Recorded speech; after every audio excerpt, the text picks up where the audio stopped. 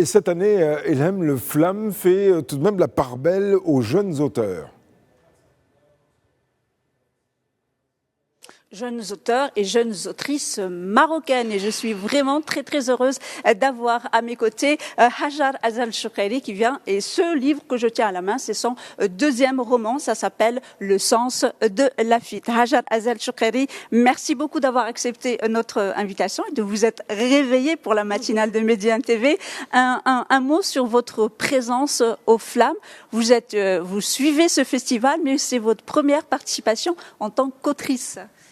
Merci beaucoup. Déjà, oui, c'est un festival qui a beaucoup de sens pour moi parce que je trouve intéressant de rassembler les écrivains africains en Afrique.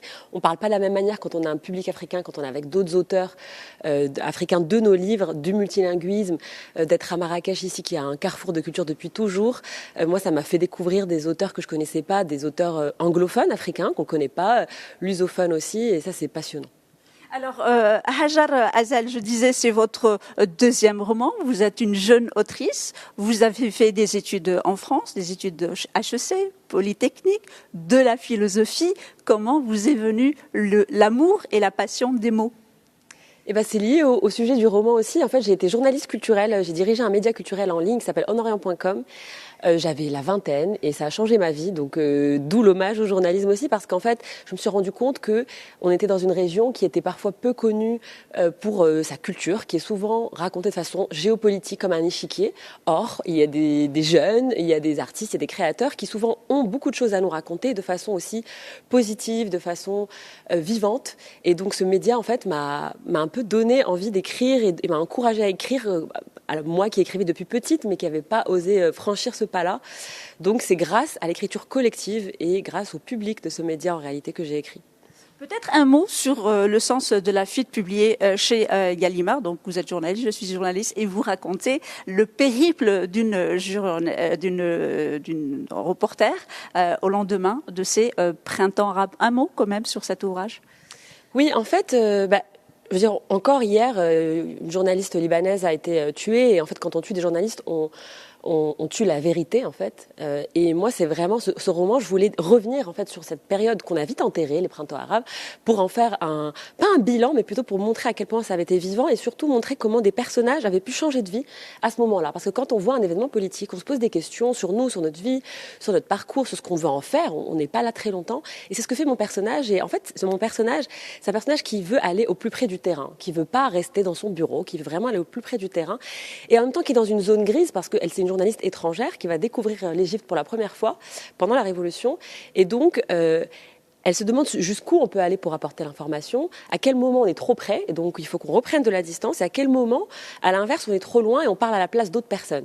Évidemment, c'est des questions que je me pose en tant qu'auteur. Donc c'est à la fois un hommage à ceux qui racontent, qui aujourd'hui sont ciblés, mais aussi à ceux qui sont racontés, parce qu'en fait, à travers ce personnage qui est un peu perdu, qui se pose beaucoup de questions, elle va en fait donner la parole à des personnages qu'on voit pas. Et moi, j'ai voulu que c'est dans ce roman, eh bien, on voit des ultras de clubs de foot, un jeune adolescent qui adore le club de la Mouloudia d'Oran, qu'on voit une mère de famille apparemment ordinaire, mais qui va elle aussi faire un grand voyage. Donc c'est d'abord le périple de cette jeune journaliste qui apprend, mais c'est surtout comment une journaliste qui sait donner la parole aux personnes du terrain nous montre des voix en fait qui sont souvent oubliées. Et puis pour finir, c'est le besoin universel de partir. Le sens de la fuite, on l'a tous, et c'est ce qui nous construit. C'est par nos erreurs, c'est par nos errances aussi qu'on apprend. Alors, Hajar Azal, donc on est au Flamme. Hier, le débat était donc sur l'édition, sur tous les maillons de la littérature, mais un mot très important sur l'Afrique, les Africains, les pays africains entre eux, les auteurs africains.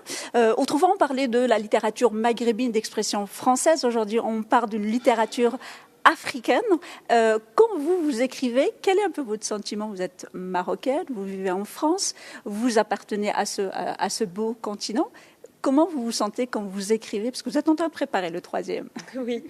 Mais en fait, moi, je me sens une appartenance sûrement liée à ce média aussi très forte, en fait, à les écrivains du Sud global. En réalité, moi, j'adore les latino-américains.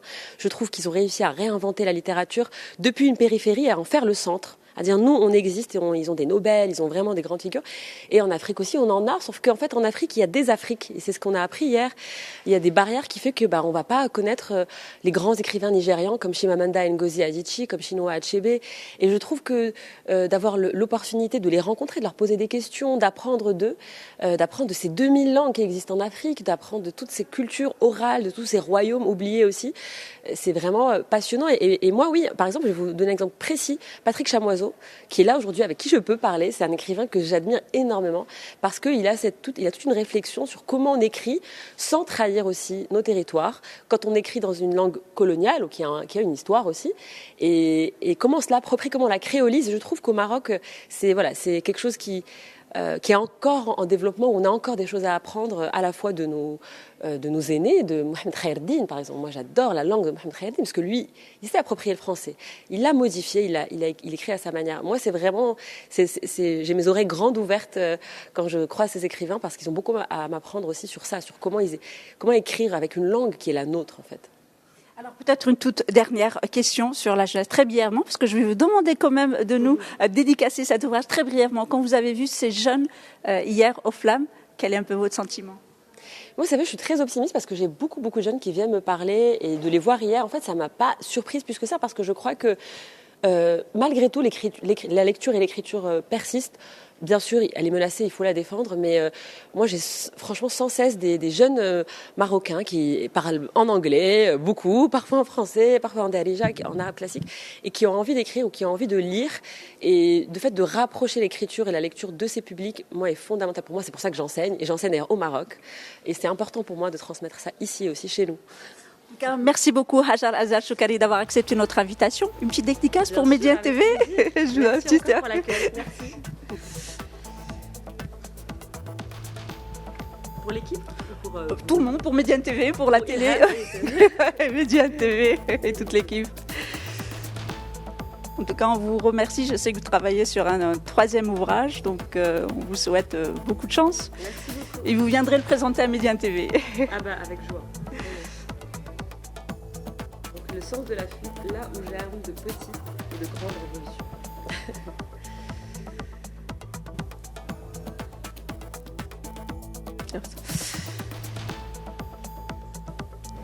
Merci beaucoup, en tous les cas, d'avoir accepté notre invitation, Hajar Azal. Merci beaucoup, en tous les cas, et on souhaite bonne chance. Merci beaucoup. Merci, avec plaisir.